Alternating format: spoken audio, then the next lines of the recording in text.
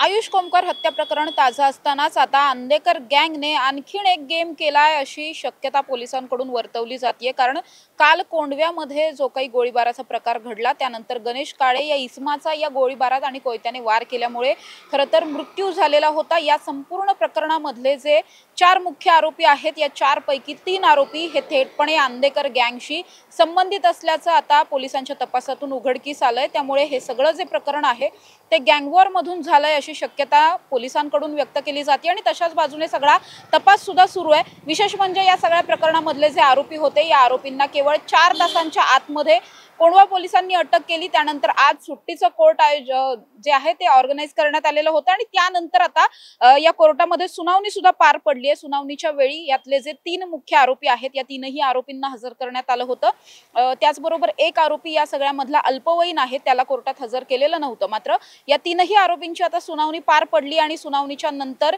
या आरोपींना 5 दिवसांची पोलीस कोठडी सुनावण्यात आली आहे। म्हणजेच 7 नोव्हेंबर पर्यंतची ही पोलीस कोठडी असणार आहे।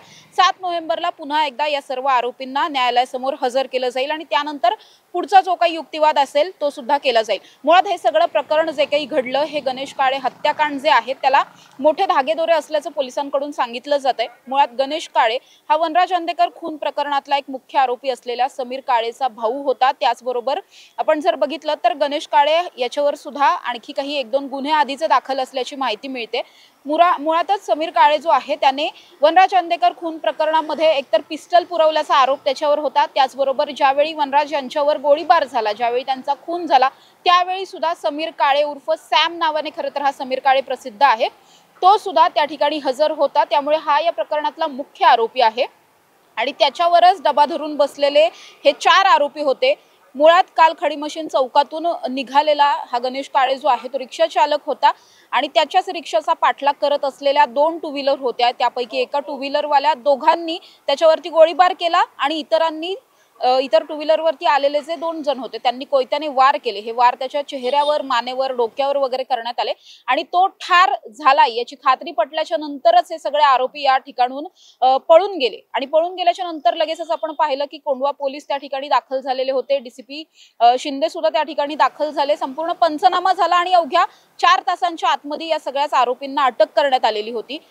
जेव्हा हे सगळं प्रकरण झालं त्यानंतर थेटपणे या प्रकरणाचा अंदेकर टोळीशी संबंध असल्याची चर्चा सुरू झालेली होती आणि त्या अनुषंगाने जेव्हा पोलिसांनी तपास केला या सगळ्या तपासाच्या नंतर गणेश काळेचे जे वडील आहेत त्यांनी दिलेल्या फिर्यादीनुसार आता कोंढवा पोलीस स्टेशनमध्ये 9 आरोपींविरोधात गुन्हा दाखल करण्यात आलाय। जरी 4च आरोपी या सगळ्या गुन्ह्यामध्ये प्रत्यक्ष सहभागी असले तरी सुद्धा 9 जणांविरोधात हा गुन्हा आहे। या 9 जणांमध्ये विशेष म्हणजे या टोळीचा म्होरक्या असलेला बंडू अंदेकर याच्यावरती सुद्धा गुन्हा दाखल झालाय। त्याचबरोबर नवीन सूत्रधार म्हणून, नवीन मोरक्या म्हणून जो कोणी समोर येतोय तो कृष्णा अंदेकर, तो सुद्धा या प्रकरणामध्ये त्याच्यावरती सुद्धा गुन्हा दाखल केलाय। त्याचबरोबर बंडू अंदेकरचा नातू असलेला स्वराज वाडेकर जो मुळात आयुष कोमकर हत्या प्रकरणातला सुद्धा आरोपी आहे त्याच्यावरती सुद्धा गुन्हा आहे। कारण हे सगळे जे 3-4 जण आहेत ते स्वराज वाडेकरचे मित्र असल्याचं सांगितलं जात आहे, तसं पोलिसांचं म्हणणं आहे। त्याचबरोबर आपण जर बघितलं तर आमिर खान, मयूर वाघमारे, अमन शेख आणि अरबाज पटेल अशी या इतरांची नावं आहेत आणि इतर जे 2 आरोपी आहेत ते अल्पवयीन असल्यामुळे त्यांची नावं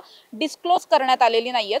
त्यामुळे या संपूर्ण प्रकरणामध्ये आता 9 आरोपींविरोधात गुन्हे दाखल झालेत आणि त्यानंतरची आजची जी काही सुनावणी पार पडली या सुनावणीत मुख्यतः जे तपास अधिकारी आहेत त्या तपास अधिकाऱ्यांनी असं म्हटलं की या प्रकरणाचा थेटपणे अंदेकर टोळीशी कशा पद्धतीने सहभाग आहे, यांना जे काही पिस्टल पुरवले गेले किंवा यांनी गुन्ह्यामध्ये जे हत्यार वापरले त्यापैकी खरं तर 2 पिस्टल जे ती पोलिसांनी रिकव्हर सुद्धा केली आहेत। मात्र तरी सुद्धा ही पिस्टल कुणी दिलेली होती, ही हत्यारं कुठून पुरवली गेली, हा सगळा खून करण्यासाठी त्यांना काही पैसे दिलेले होते का, सुपारी दिलेली होती का, अशा अनुषंगाने सगळा तपास केला जाणार आहे। त्याचबरोबर अंदेकर टोळीमधल्या कुणी नेमकी या सगळ्याची सूत्र हलवली अशा अनुषंगाने सुद्धा तपास केला जाणार आहे आणि त्यासाठीच खरं तर जास्तीत जास्त पोलीस कोठडीची मागणी केलेली होती। कारण मुळातच हे सगळे आरोपी आहेत यांनी पूर्वनियोजित कट आखून हा सगळा खून केल्यामुळे हा कट नेमका कुठे आखला गेला वगैरे हा सगळाच तपास करण्याचा असल्या कारणाने जास्तीत जास्त पोलीस कोठडी मागण्यात आली। मात्र अर्थातच जे आरोपींचे वकील आहेत त्यांनी जो युक्तिवाद केला त्या युक्तिवादात त्यांनी असं म्हटलं की मुळात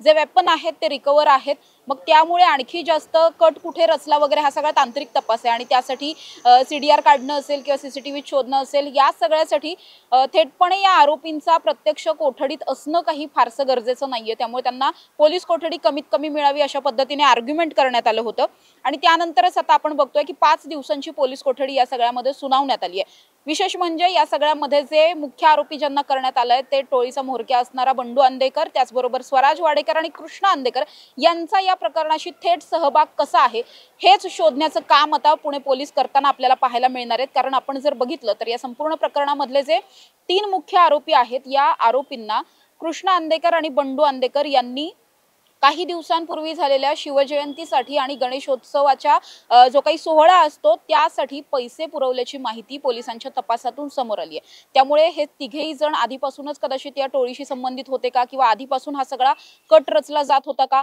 आयुष कोमकर हत्या प्रकरणाच्याही आधीपासून कदाचित हा सगळा कट शिजत होता का, अशा पद्धतीने पोलीस तपास करणार आहेत. कारण मुळात जर आपण पाहिलं तर आयुष कोमकर हत्या प्रकरणामध्ये सध्या संपूर्ण अंदेकर टोळीचे सूत्रधार सगळे आतमध्ये आहेत किंवा जे जे मुख्य आरोपी आहेत हे सगळे आतमध्ये आहेत. जवळपास पाहायला गेलं तर अंदेकर कुटुंबातील अगदी 1-2 महिला सोडल्या तर बाकी सगळेजण या सगळ्यामध्ये पोलीस कोठडीत असलेले पाहायला मिळतात, न्यायालयीन कोठडीत आहेत आणि तुरुंगात आहेत. त्यामुळे त्यांचा या प्रकरणाशी थेट सहभाग कसा आहे, त्यांनी आत्ता तर हा सगळा कट रचला नसेल, मग हा कट नेमका कधी रचलाय, कुणी या सगळ्याला पैसे पुरवलेले आहेत की मग या टोळीचा आणखीन कुणी एखादा बाहेर सदस्य आहे ज्याच्याकडून हा सगळा कट रचला गेला, अशा सगळ्याच अनुषंगाने आता पोलीस तपास करताना पाहायला मिळतील. त्यामुळे पोलिसांच्या तपासातून आता नेमकं काय काय समोर येतं हे पाहणं महत्त्वाचं असणार आहे. दुसरीकडे 5 दिवसांच्या नंतर म्हणजे 7 नोव्हेंबरला जी काही सुनावणी होईल, या सुनावणीमध्ये पुणे पोलीस आणखी कोणते पुरावे आणि कोणत्या वेगवेगळ्या थेरीज घेऊन समोर येतात हे सगळंच पाहणं महत्त्वाचं असेल. कॅमेरा पर्सन निलेशसह समृद्धी जाधव, टॉप न्यूज मराठी, पुणे.